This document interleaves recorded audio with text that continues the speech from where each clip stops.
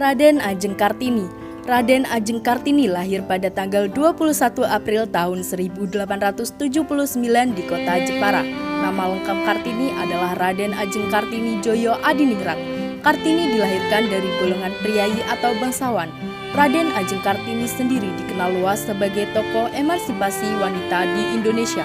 Putri dari Raden Mas Adipati Aryo Sosroningrat ini kemudian menjalani masa sekolah di Europes Leisure School hingga usia 12 tahun, usia saat ia mulai dipingit. Cita-cita luhur Raden Ajeng Kartini adalah ia ingin melihat perempuan pribumi dapat menuntut ilmu dan belajar seperti sekarang ini. Gagasan-gagasan baru mengenai emansipasi atau persamaan hak wanita pribumi itu dianggap sebagai hal baru yang dapat merubah pandangan masyarakat. Pada saat Raden Ajeng Kartini berusia sekitar 24 tahun, ia dinikahkan dengan KRM Adipati Aryo Singgi Joyo Adiningrat yang merupakan seorang bangsawan dan bupati di Rembang. Meskipun begitu, suami Raden Ajeng Kartini memahami apa yang menjadi keinginan istrinya itu, sehingga ia kemudian diberi kebebasan untuk mendirikan sekolah wanita pertama. Berkat perjuangannya, kemudian pada tahun 1912 berdirilah sekolah wanita oleh Yayasan Kartini di Semarang, kemudian meluas ke Surabaya, Yogyakarta, Malang, Madiun, Cirebon, serta daerah lainnya. Raden Ajeng Kartini kemudian melahirkan anak bernama Susalit Joyo Adiningrat yang lahir pada tanggal 13 September 1904. Beberapa hari kemudian setelah melahirkan anaknya yang pertama, Raden Ajeng Kartini kemudian wafat pada tanggal 17 September 1904. Beliau kemudian dikebumikan di Desa Bulu, Kabupaten Rembang. Pada tahun 1922, Balai Pustaka menerbitkannya ulang buku Durdusternis Totlich dengan judul baru yang diterjemahkan Habis Gelap Terbitlah Terang.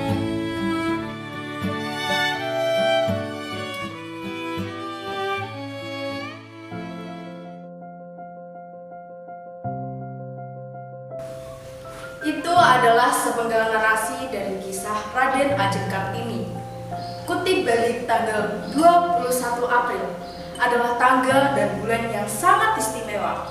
Kok bisa disebut sebagai tanggal dan bulan yang sangat istimewa?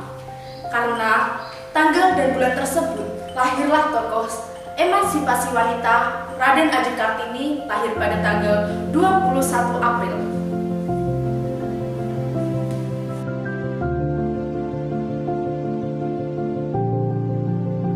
Tujuan dilaksanakannya Hari Kartini adalah untuk mengenang, menghormati jasa-jasa beliau atas emansipasinya kepada wanita. Tentu pastinya ada sejarah di balik itu semua. Raden Ajeng Kartini, semasa waktu ia masih muda, ia menerima perjodohan yang orang tuanya lakukan. Ia dijodohkan dengan Bupati Rembang. Sebelum menerima perjodohan, ia melakukan salah satu syaratnya, yaitu mendirikan sekolah perempuan pertama di pribumi. Selama Kartini masih hidup, budaya patriarki masih sangatlah kental. Budaya patriarki di mana seorang laki-laki lebih unggul daripada perempuan. Maka dari itu, Raden Ajeng Kartini ingin wanita di pribumi bisa menjadi sosok kreatif, inovatif, berkarya seperti wanita era sekarang ini. Sebelum menuju ke video selanjutnya, perkenalkanlah, saya Safira Intan Cahaya Melati, dan di sini akan ada pendapat dari guru-guru dan rekan-rekan generasi muda tentang Kartini masa kini.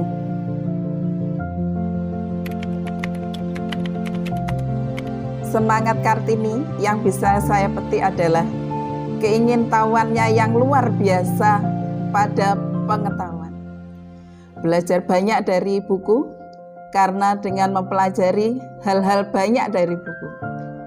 Perempuan modern, perempuan masa kini adalah perempuan yang mau dan tidak ragu mengejar apa yang dia inginkan. Salah satunya adalah Iqra, membaca. Dengan membaca, kita membuka jendela dunia. Kita lebih bisa berimajinasi, kita tidak mudah terprovokasi, dan akan memiliki kesabaran hati untuk bisa menerima perbedaan ini. Menurutku R.A. Kartini itu bukan hanya seorang wanita, tapi dia adalah sesosok orang yang mempunyai pengaruh di zaman dahulu maupun zaman sekarang. Dan pengaruhnya ini sangat kentara kita dapatkan di zaman sekarang. Kalau zaman dahulu perempuan tidak bisa kemana-mana, kalau di zaman sekarang sosok yang dimunculkan Kartini itu menjelma di semua sisi gitu loh ya. Bahkan kalau di zaman sekarang ini kita bilangnya hampir semua wanita itu adalah Kartini. Bahkan semua wanita itu adalah Kartini yang menjelma di dalam perannya masing-masing begitu. Sikap dan tindakan yang patut diteladani dari R.A. Kartini adalah yang pertama, cerdas dan berwawasan luas. Yang kedua, patuh dan menghormati orang tua.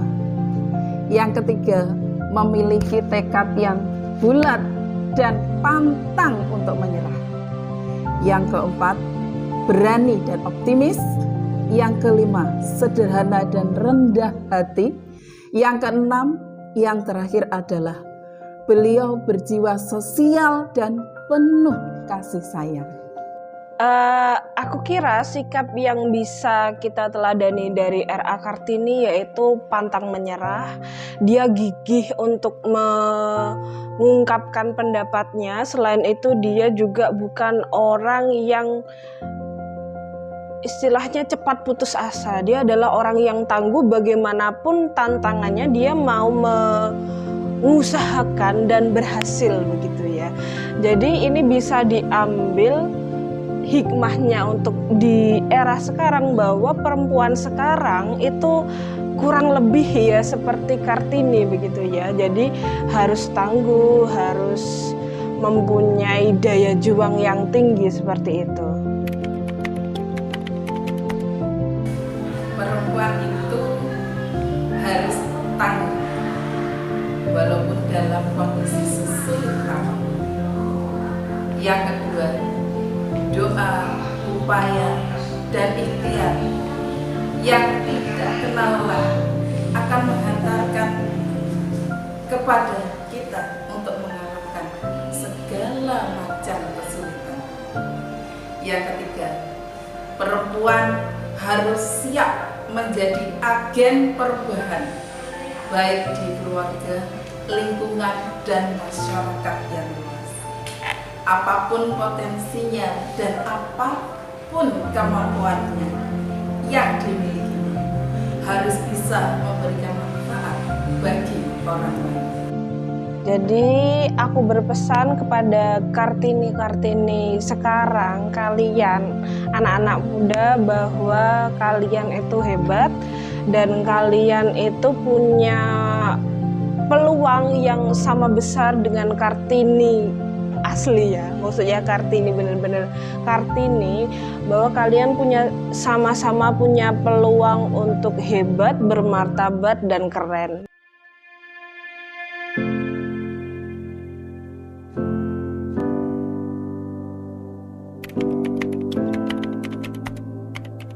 Kalau saya melihat di masa sekarang, sosok Raden Ajeng Kartini adalah perempuan yang tangguh, aktif, berpikir kritis, dan berani bermimpi yang lebih tinggi.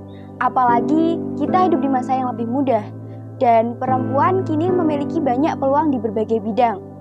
Akses informasi kini lebih cepat dibanding zaman Raden Ajeng Kartini dahulu. Maka dari itu, perempuan masa kini haruslah bisa memberikan nilai lebih kepada dirinya sendiri dan lingkungannya, serta mampu menjunjung emansipasi wanita, melek terhadap teknologi, dan mampu menjadi pendorong di berbagai bidang, terutama di bidang pendidikan. R.A. Kartini di masa sekarang adalah sosok wanita yang hebat dan kuat, di mana sosok wanita tersebut berani mempertaruhkan waktunya, bahkan mempertaruhkan nyawanya demi lingkungan, bahkan keluarganya.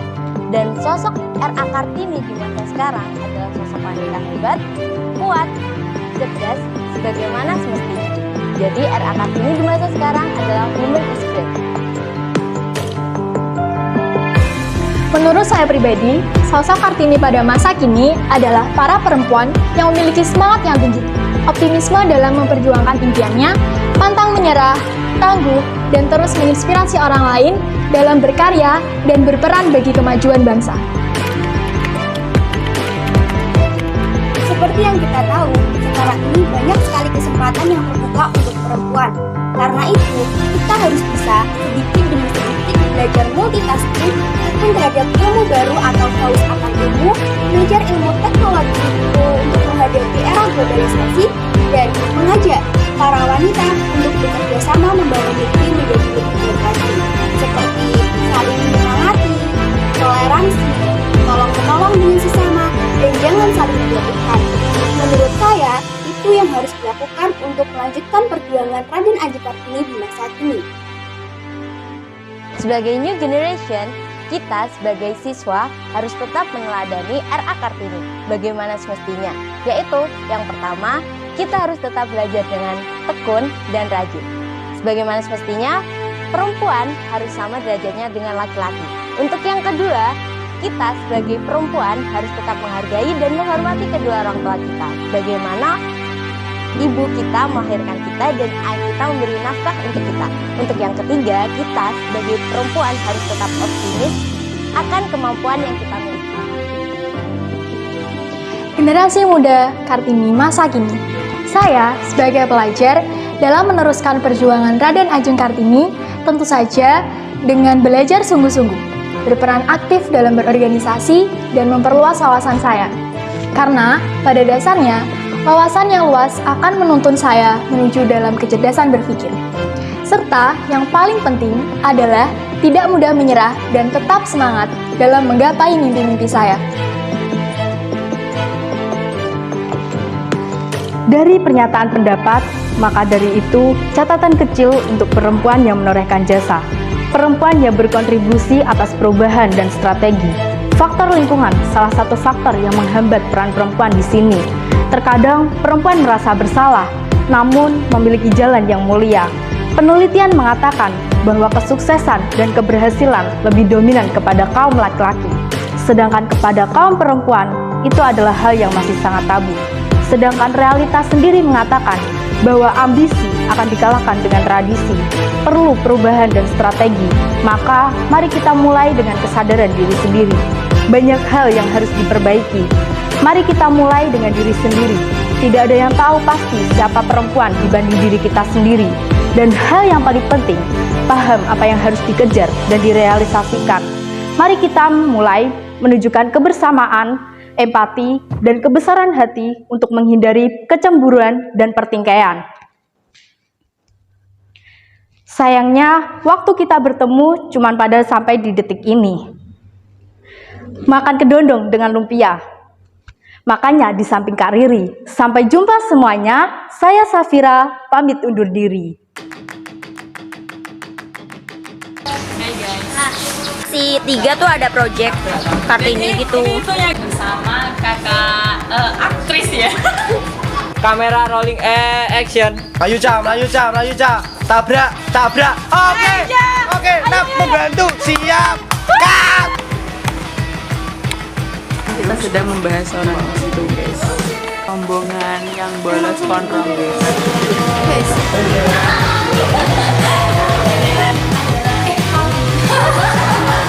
Halo guys, hari ini hari kedua kita take video ya teman-teman.